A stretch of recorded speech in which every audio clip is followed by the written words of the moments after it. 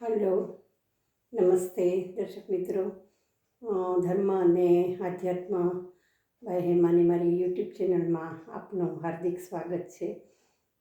મિત્રો, મહિનાને નવરાત્રિ ચાલે છે અને આ નવરાત્રિ નિમિત્તે આપણે જૂનાગઢની એક સરસ સંસ્થા, ધાર્મિક સંસ્થાનો પરિચય કરવાનો છે.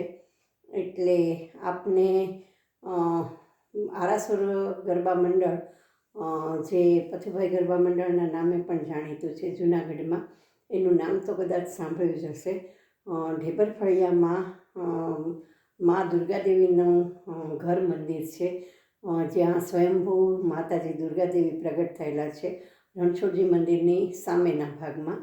અને ત્યાં આશરે લગભગ 70 ઉપરાંત વર્ષથી નાગરોની બેઠા ગરબાની પરંપરા ચાલે છે. મિત્રો, ટાઢ, તડકો, વરસાદ, કોરોના, ભૂકંપ, ક્યારેય પણ આ ગરબા બંધ રહ્યા નથી. દરેક મહિનાની સુદ અને વદ બંને 14ને દિવસ અને 4 નવરાત્રિમાં આ ગરબા રાત્રે 10થી 11:30 હોય છે. નવરાત્રિમાં એનો સમય રાત્રે 9:30 વાગ્યાથી હોય છે. અને આ ગરબામાં આવતા માઈ ભક્તોની આ આશરે 4થી પેઢી છે.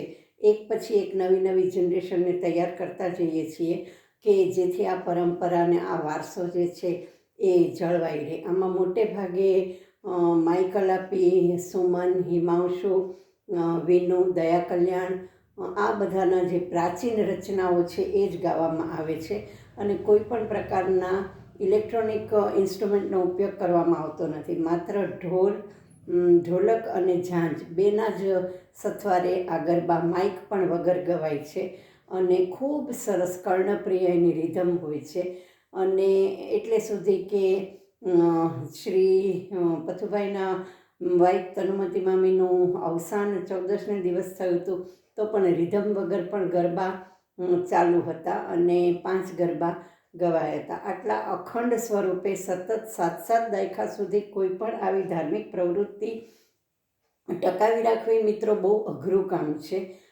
એટલે કોઈ પણ કાર્ય શરૂ કરવું બહુ સહેલું છે, પણ એને મેન્ટેન કરવું કે ટકાવી રાખવું એ બહુ અઘરું છે. માઈ કલાપીએ આ મંડળની સ્થાપના કરી હતી અને ત્યારથી અહીંયા નાગરોની બેઠા ગરબાની પરંપરા અવિરત ચાલુ છે. નવરાત્રિમાં 9:30 વાગ્યાથી સમય હોય છે અને એક મોટો રૂમ છે જેમાં સ્વયંભૂ માતાજી પ્રગટેલા છે અને એની સમક્ષ માના ગુણાનુવાદ કરવામાં આવે છે. પરંપરા એવી છે મિત્રો કે મોટા નવરાત્રિમાં, એટલે કે આસો નવરાત્રિની 14ને દિવસે માને કંકોત્રી લખવામાં આવે છે અને માને આમંત્રણ આપવામાં આવે છે. એટલે માડી તારા 6000 નામ, કયે નામે લખવી કંકોત્રી. અને પછીથી પ્રથમ નવરાત્રિને દિવસે, આસો સુદ એકમને દિવસે હવે મંદિરના બારણા ઉઘાડો મોરી માને આમંત્રણ આપવામાં આવે છે અને સ્થાપન માત તણા કીધાથી સ્થાપના કરવામાં આવે છે. સવારમાં ઘટ સ્થાપન કરવામાં આવે છે, જવારા વાવવામાં આવે છે અને કુંભની સ્થાપના કરવામાં આવે છે. અને તે પછી સાંજે મહિલાઓના ગરબા હોય છે, સ્ત્રીઓના, અને રાત્રે પુરુષોના ગરબા હોય છે. રાત્રે માત્ર પુરુષો જ ગાય છે ને ગવડાવે છે. સ્ત્રીઓએ માત્ર ઝીલવાનું હોય છે. રાત્રે એમને ગાવાની મનાઈ હોય છે.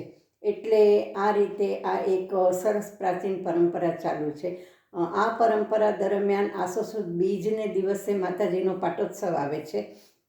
એ પાટોત્સવને દિવસે સવારે ચંડીપાઠ હોય છે, કુંવારકા બટુકની પૂજા થાય છે અને તે પછી સાંજે માતાજીની રવાડી નીકળે છે. એટલે કે જે માઈ ભક્તો મંદિર સુધી પહોંચી શકતા નથી એને દર્શન આપવા માટે માતાજી નગર ચર્ચાએ નીકળે છે. અને આ ચાંદીની રવાડીમાં માતાજી ના છત્ર સહિતની સ્થાપના કરીને એમને ફેરવવામાં આવે છે. ત્યાર પછી મા મંદિરે પાછા ફરે છે નિજ મંદિરે. ત્યાં એમની સાયમ આરતી થાય છે અને રાતના ગરબા ચાલુ રહે છે. આ રીતે બીજની પરંપરા વર્ષોથી છે, આસો સુદ બીજની.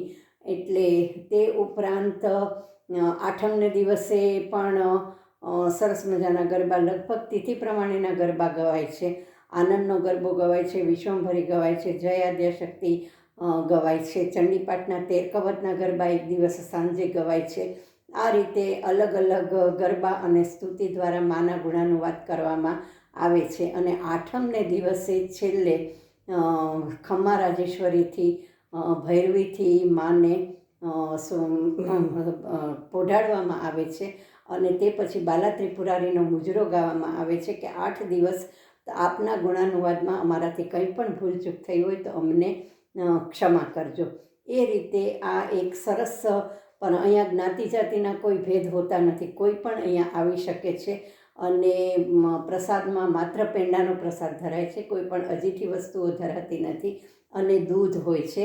અડધા ગરબા પતી જાય પછી, જે મોટે ભાગે માઈ ભક્તોના ડોનેશનથી દૂધ અને પ્રસાદ બંને હોતા હોય છે. પણ મિત્રો, અત્યારે જ્યારે નવરાત્રિ નિમિત્તે જે ડીજેનું કલ્ચર અને મોડી રાત સુધી ના જે બધા પહેલાં ચાલી રહ્યા છે, એમાં નાગરોની આ બેઠા ગરબાની પરંપરા જે છે એ અખંડ 70 વર્ષથી જળવાઈ રહી છે, જે એક વખત અચૂકપણે શ્રવણ કરવા જેવી અને ભાગ લેવા જેવી છે. ગિરનારા બ્રાહ્મણોમાં પણ આ બેઠા ગરબા ગવાય છે અને નવરાત્રિ દરમિયાન ગવાય છે. 4 નોરતામાં ખૂબ સરસ રીતે માના ગુણાનુવાદ કરવામાં આવે છે. અને એ ઢેબર ફળિયામાં રણછોડજી મંદિરની સામે દુર્ગા દેવીના મંદિરમાં નાના નાના જે જુવાન છે એને પણ ધીરે ધીરે તૈયાર કરવામાં આવે છે કે જેથી આ પ્રાચીન પરંપરા જે છે એ જળવાઈ રહે. વર્ષમાં એક વખત કોઈ પણ માઈ મંદિરમાં માતાજીનો થાળ હોય છે, જેમાં માઈ ભક્તો બધા સાથે ભેગા થઈને પ્રસાદ લે છે. એટલે આ રીતે એક સરસ આપણા પ્રાચીન કવિઓ અને માઈ ભક્તોની પરંપરા જાળવવા માટેનું આ છે. એમ થયું કે માઘી નવરાત્રિ નિમિત્તે આપની સાથે આ શેર કરું તો જૂનાગઢની એક અલૌકિક અને સંસ્થાનો આપને પણ એક પરિચય થાય. મિત્રો, આવા જ વિડીયોઝમાં ફરીથી મળતા રહીશું. ત્યાં સુધી રજા આપશો. Thank you very much.